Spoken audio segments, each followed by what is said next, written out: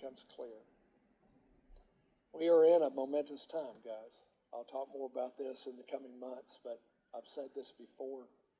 It is clear from the book of Malachi, before the first coming of the Lord and before the second coming of the Lord, that it would be preceded by the messengers of the covenant.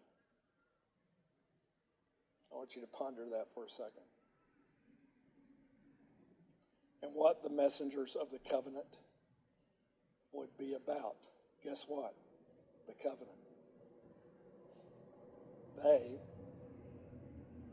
would be being so dealt with revelation-wise.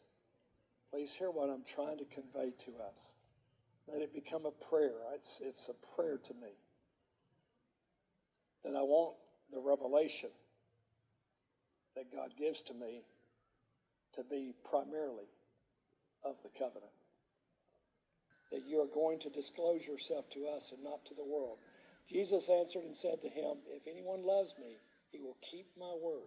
My Father will love him, and we will come to him, the Father and him, in covenant now. We will come to him and make our dwelling in him. That's the covenant established in a beginning way. He who does not love me does not keep my words, and the word which you hear is not mine, but the Father who sent me. These things I have spoken to you while abiding with you. But the advocate, the Holy Spirit, whom the Father will send in my name, he will teach you all things. Notice this about the covenant. This is what he's talking about. The Holy Spirit is here. I said it. The coming of the Holy Spirit is linked directly to the covenant, and the work of the Holy Spirit is linked directly to the covenant. He will teach you all things of the covenant. That should be the primary reason for the Holy Spirit in us and among us. Can you hear what I just said? The primary purpose of the Holy Spirit is not goosebumps. Is not gifts. The primary purpose of the Holy Spirit is not our feeling good about ourselves. Not having a good meeting in the way we think of good meetings. The primary purpose of the Holy Spirit is to explain, unveil, teach the covenant in a living way so that the covenant becomes real and established within us. Can you hear that? Church of Jesus Christ, that is the purpose of the Holy Spirit. And we will never come to readiness without that purpose becoming real to us.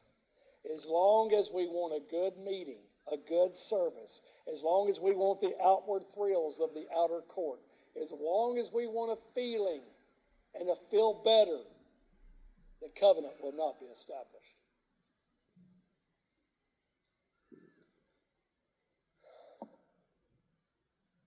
Oh, the time wasted on this crap.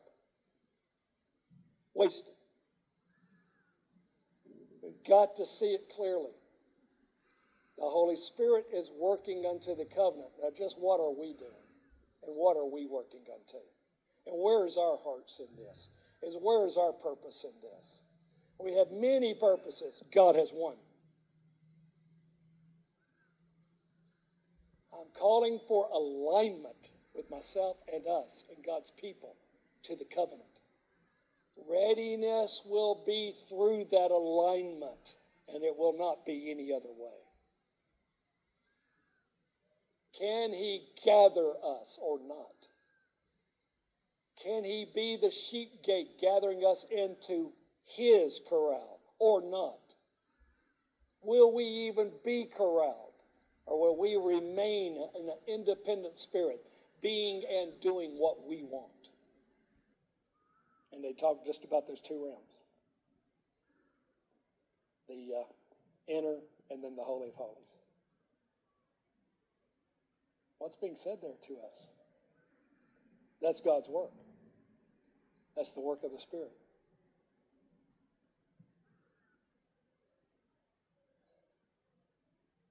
So that's the trap of the covenant missing.